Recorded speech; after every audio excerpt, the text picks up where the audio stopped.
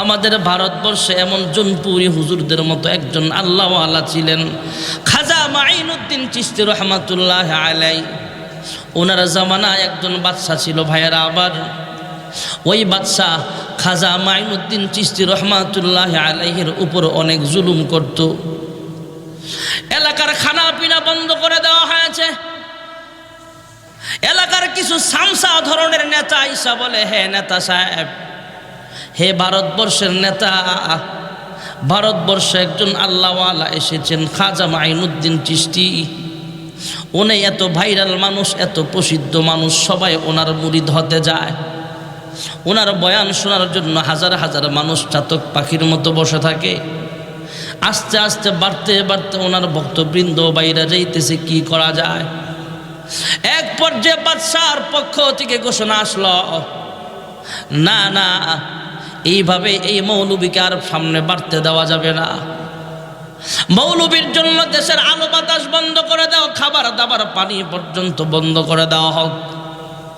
খাদেম আইসা সংবাদটা হুজুরকে জানায়া বলে, হুজুর, রাজা বাদশাহ যিনি আছেন তিনি আপনার আমার জন্য, আপনার এবং আপনার ভক্তদের জন্য, আপনার এবং আপনার ছাত্র আপনার ভক্তদের জন্য খানা পিনা সবকিছু বন্ধ করে দিয়েছে, পানি পর্যন্ত বন্ধ করা হয়েছে। খাজা মাইনুদ্দিন চিশতি আবার ওনার যে পানির বর্তন ছিল, যেই পানির লোটা বলে অথবা বর্তন বলা হয়, বর্তমান জমানায় বদনা কইলে সবাই চিনবেন। আগে কাঁচের লোটা ছিল অথবা মাটির একটা হাতি, যেইভাবে হোক পানির একটা বর্তন খাদেমের হাতে দিয়া কয়, যাও যাও, আনা সাগরের পারে যারা ডিউটিরত আছে, আমরা যেন পানি ব্যবহার করতে না পারি, আমাদেরকে বাধা দেওয়ার জন্য যে পুলিশরা আছে এদের কাছ থেকে অনুমতি নিয়া আমার অজুর জন্য এক লোটা অজুর পানি নিয়ে আসো। যেরকম সুবহানাল্লাহ। জোনপুরের হুজুরদের অনেক কেরামতি আছে ভাইয়েরা, আমার ওইটা বুঝাবার জন্য বলছি। খাজা মাইনুদ্দিন চিশতির খাদেম ডিউটিরত পুলিশদের অনুমতি নেয়, এক বদনা পানি উঠালেন, এক লোটা পানি উঠালেন। পানি উঠাইবার পরে আনা সাগরের পানি আস্তে আস্তে শুকায় গেছে। সুবহানাল্লাহ কম। টিউবওয়েলের নিচে পানি নাই, গাছের ডাব কাটে, ডাবের ভিতরও খালি, সেখানেও পানি নাই। পানি শূন্যতায় ভারতবর্ষ ভুগতেছে। এবার খাজা মাইনুদ্দিন চিশতির কাছে সংবাদ গেছে, ওই মৌলবী খাজা মাইনুদ্দিন চিশতির খাদেম, উনি এক লোটা পানি নেওয়ার পরে এই ঘটনা ঘটছে। ওই জামানার বাদশাহ জালেম, সে আবার খাজা মাইনুদ্দিন চিশতিকে অ্যারেস্ট করার জন্য পুলিশ পাঠায়া দিছে। পুলিশ গেছে খাজা মাইনুদ্দিন চিশতিকে অ্যারেস্ট করার জন্য। এবার খাজা মাইনুদ্দিন চিশতি যখন মুরিদদের সামনে নসিহত করতেছিলেন, ওনাদেরকে বলে, আপনারা বসেন। ওনাদের ইন্ডিয়ান ভাষায় যখন বলছে তখন পুলিশটা বসছে। বসার পরে আর উঠতে পারে না, জমিন তাদেরকে অ্যারেস্ট করে ফেলেছে। সুবহানাল্লাহ। বাদশা কয়, কি ব্যাপার, এরা আসে না কেন, আরেক দল যাও। আরেক দল গেছে। খাজা মাইনুদ্দিন চিশতি বলো, তোমরাও বসো। দ্বিতীয় বাহিনী চিন্তা করলেন, আমাদের আরেক বাহিনীরাও তো বসে আছে, আমরাও বসি। যখন বসছে, এবার এরা আসছে হুজুরকে অ্যারেস্ট করার জন্য, কয়েদ করার জন্য। মাটি তাদেরকে বন্দি করে ফেলেছে, আর উঠতে পারে না। এমন করে সব বাহিনী পাঠায় ফেল হওয়ার পরে খাজা মাইনুদ্দিন চিশতি গুসায় রাগে বলে, আমি নিজেই যাব। নিজে খুব গুসার সাথে যখন বের হলেন, তার সাথে আরো চামচারা আছে, নেতারা আছে, আর্মি, র্যাব, পুলিশের প্রধানরাও সঙ্গে আছেন। রাজপ্রাসাদ দেখে যখন বের হবে, ওই বাদশার মা ডাক দিয়া কয়, হ্যাঁ বাবা, যতক্ষণ তুমি এতক্ষণ অহংকারের সাথে যা যা কাজ করেছ, মৌলবী কিন্তু সাধারণ হতে পারে, কিন্তু যে আল্লাহ পানির মালিক, যে আল্লাহ আসমানের মালিক, যে আল্লাহ পাহাড়ের মালিক, ওই আল্লাহকে রাজি খুশি করে ফেলেছে, তার সাথে বেয়াদবি করিস না, তাইলে কিন্তু পানির ব্যবস্থা আর হবে না। এবার ওই দেশের বাদশা খাজা মাইনুদ্দিন চিশতির সামনে যায়, সামনে বৈশা হুজুরের হাত ধরে মুসাফা করে হুজুরের কাছে মাফ চাইলেন, হুজুর আমার বুঝতে আর বাকি নাই, আপনি আসলেই একজন আল্লাহওয়ালা বান্দা। যেরকম সুবহানাল্লাহ। এতদিন আপনার সাথে যা যা বেয়াদবি করা হয়েছে তার জন্য আমরা ক্ষমা চাই। হ্যাঁ হুজুর, আমাদের পানির ব্যবস্থা করিয়া দেন। আপনারা যতদিন এই এলাকায় থাকবেন আপনাদের নিরাপত্তার দায়িত্ব আমি গ্রহণ করলাম। আপনি চিন্তা করেন না, খাবার দাবারের ব্যবস্থা রাজকীয় মহল থেকে হবে, সব কিছুর ব্যবস্থা হবে, আপনাদেরকে আর কেউ বাধা দিবে না। যেরকম সুবহানাল্লাহ। খাজা মাইনুদ্দিন চিশতি রহমাতুল্লাহ আলাইহি সহ কিয়ামত পর্যন্ত হক্কানি উলামায়ে কেরাম যারা আসবেন, জৈনপুরীর পীর সাহেব হুজুর রহমাতুল্লাহ আলাইহি সহ, এখন যারা আছেন ওনারা সহ, চরমনের পীর সাহেব সহ, উজানির পীর সাহেব সহ, এই সমস্ত উলামায়ে কেরাম বুজুর্গরা আল্লাহর সামনে উকিল হয়ে যাবে। যেরকম সুবহানাল্লাহ। আরশ বহনকারী ফেরেশতাদের মরণ হয়ে যাবে। আজরাইল বলবে, আল্লাহ তুমি হলেন হাইয়ুল কাইয়্যুম, আপনি হলেন হাইয়ুল কাইয়্যুম, আর আমি আজরাইল সহ 4 জন ফেরেশতাদের নেতা এখনো জিন্দা আছি। আল্লাহ তাআলা বলবে, হ্যাঁ আজরাইল, সমস্ত নবীদের কাছে জিবরাইল আমিন গিয়েছিলেন ওহী নিয়া, নবীরাই তো নাই, তাহলে বার্তা বাহক সেই জিবরাইলের আমার আর কোনো দরকার নাই, তার মরণ হয়ে যাবে। আল্লাহ বলবে, বাঁশিতে ফুক মারার জন্য ইসরাফিলকে লিখেছিলাম, ইসরাফিলের আর দরকার নাই, তার মরণ হয়ে যাবে। আল্লাহ বলবে, হ্যাঁ জিবরাইল, হ্যাঁ আজরাইল, আর কে জিন্দা আছো? কয় আল্লাহ এখনো তো মিকাইল জিন্দা।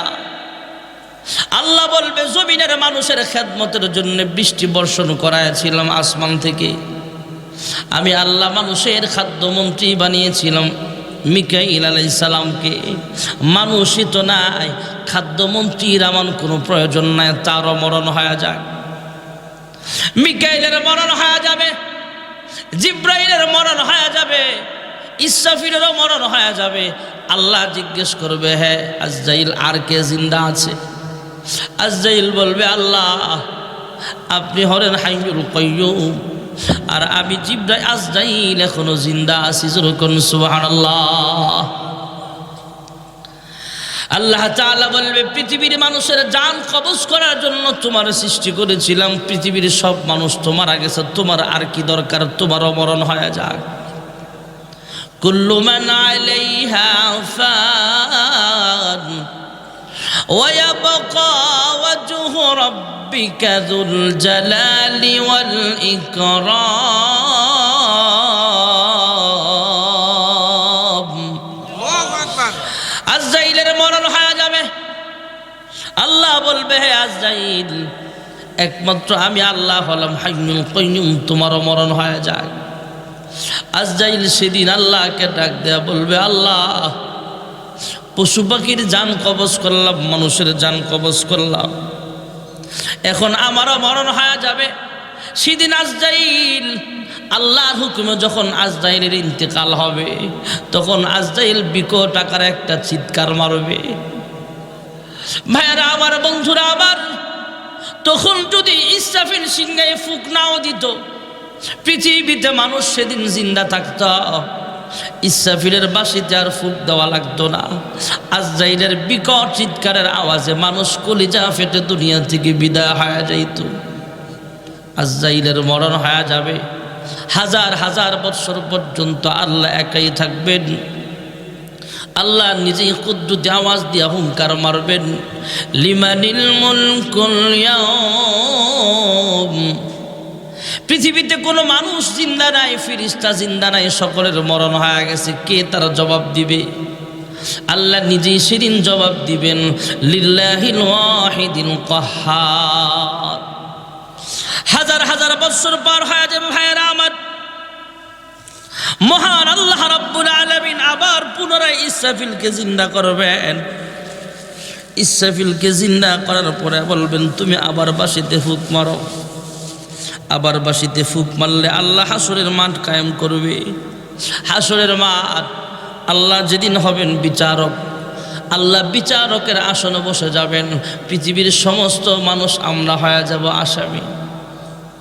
ভাইরা আমার, বন্ধুরা আমার, সমস্ত নবীরা পর্যন্ত থরথর করে কাঁপবে। মানুষগুলো হাসরের মাঠে আর দাঁড়িয়ে থাকতে পারতেছে না। মানুষগুলো আদম থেকে ঈসা নবী পর্যন্ত সকলের কাছে যাবে, কিন্তু কোনো কাজ হবে না। শেষ পর্যায়ে রাহমাতুল্লিল আলামিন মুহাম্মাদুর রাসূলুল্লাহ সাল্লাল্লাহু আলাইহি ওয়াসাল্লাম প্রথম আল্লাহর কাছে সুপারিশ করবে। জোরে কোন সুবহানাল্লাহ। قال رسول الله صلى الله عليه وسلم يشفع يوم القيامة ثلاثة: الأنبياء ثم العلماء ثم الشهداء أو كما قال عليه الصلاة والسلام। আল্লাহ তাআলা যখন বিচারের আসনে বসবেন, আমার আপনার নবী বিশ্ব নবী রাহমাতুল লিল আলামিন যখন শাফাআতে কুবরা করবেন, এরপরে যখন আল্লাহ সুপারিশ করার অনুমতি দিবেন, তখন তিন প্রকারের মানুষ আল্লাহর সামনে দাঁড়ায় ওকালতি করবে। সুবহানাল্লাহ। এক নম্বরের উকিল হলো আদম আলাইহিস সালাম থেকে নিয়া আমার আপনার নবী বিশ্ব নবী রাহমাতুল লিল আলামিন পর্যন্ত সমস্ত আম্বিয়া আলাইহিমুস সালাম আল্লাহর সামনে সুপারিশ করার অনুমতি পাবে। জোরে কোন সুবহানাল্লাহ। এরপরে সুপারিশ করবেন ওলামায়ে কেরাম। আমার আগে বয়ান করলেন পীর সাহেব মুস্তাক ফয়েজি, আমার পরে যিনি আসবেন আপনাদের মাঝে নসিহত করবেন, দোয়া করবেন, হয়তো অলরেডি চলে আসতেছেন জৈনপুরের পীর সাহেব হুজুর। এরা আল্লাহর দরবারে সুপারিশ করার অনুমতি পাবে। হাসরের ময়দানে সাধারণ মানুষ ওকালতি করবে না, ওলামায়ে কেরাম অনুমতি পাবে। সুবহানাল্লাহ বলেন। আল্লাহ হবেন বিচারক, আল্লাহর সামনে নবীগণ, শহীদগণ, ওলামায়ে কেরাম ওকালতি করবেন। আল্লাহ তাআলা যেহেতু আল্লাহর সামনে দাঁড়াতে হবে, অতএব আল্লাহর গোলাম হয়ে কবরে যাওয়ার তৌফিক দাও। জোরে